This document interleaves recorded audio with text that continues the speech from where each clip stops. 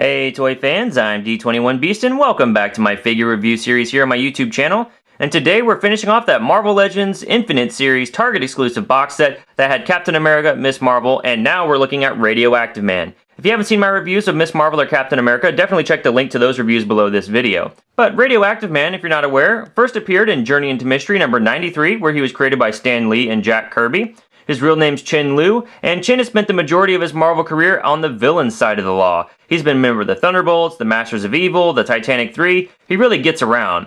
And that's your basic bit of history on this guy. Let's go ahead and take a look at the packaging he comes in. Taking a look at this box set packaging, you will see that it does say Collector's Edition towards the top. It's a window box packaging that does house all three figures inside, as well as their accessories.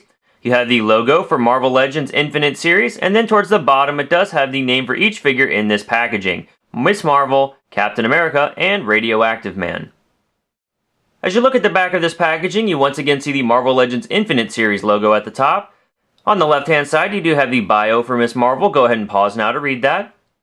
Towards the center you have the bio for Captain America, go ahead and pause now to read that. And to the right you have the bio for Radioactive Man, and pause now to read that. Alright guys, that's the packaging. What say we get back to the figure that we're reviewing today? Alright toy fans, here we have Radioactive Man out of the box, and what you're going to notice immediately is that he is largely a reuse of the Hyperion body mold we've already seen, or even the San Diego Comic-Con exclusive Luke Cage figures. Unfortunately, I don't have either one of those to compare with you guys today. But on the topic of Luke Cage, you'll notice that his head is actually a complete reuse of that Luke Cage head sculpt from the San Diego Comic-Con figure. They didn't include the facial hair this time, and they've sculpted the head in a translucent green plastic and added the sort of rings around the eyes here, and then the white paint on the eyes. So I think the head sculpt looks different enough that I don't mind that it's a reuse. And as you come down the figure here, you're going to see that translucent green plastic again on the arms, on the torso, and even on the legs of the figure, which I think goes a long way to kind of illustrate or show off the glowing green skin that the character is known for having in the comics. Paint-wise here, you're going to see that they do paint the upper half of his costume on his torso. They've given a glow-in-the-dark paint here for the star emblem on his chest, which is a nice touch.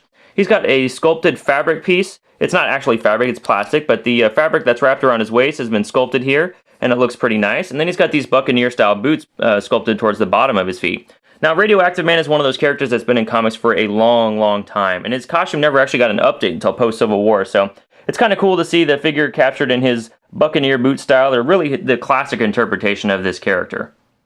Radioactive Man doesn't have any accessories, so let's move on to articulation. He's got a head joint that'll move back that far and down that far, and it does rotate all the way around. He rotates completely at the shoulder and bends out from the body only that far and rotates at the bicep. Double jointed elbows, rotation at the wrist, he bends back that far and down that far. He's got the same articulation here on the other side. He's got a nav crunch that'll bend forward very far and bend back very far. He rotates at the waist. And then he does have a hip joint that allows his leg to move forward that far, just a little bit hindered by the costume. Then back that far, not very far at all. Out from the body, a little bit farther. He's got a double jointed knee. He's got a rotation here at the top of the boot. And then he's got an angle that'll bend down, forward, and he's got that Hasbro ankle pivot. So a great range of motion for such a bulky figure. I'm really glad that we've got that much flexibility with this guy. Height-wise, we can see that Radioactive Man stands at just under 7 inches tall. For some size comparison, here we have Radioactive Man compared to the Miss Marvel and Captain America from the same Target exclusive box set.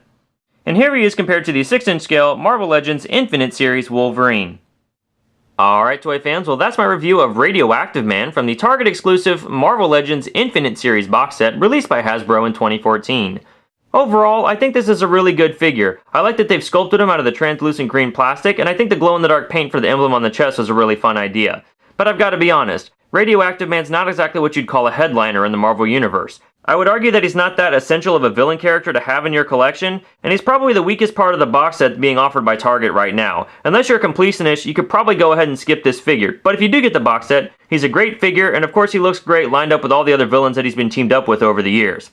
Well, that's my review, guys. Thank you so much for watching. If you like what you saw here, please feel free to rate, share, and subscribe, and we'll catch you next time.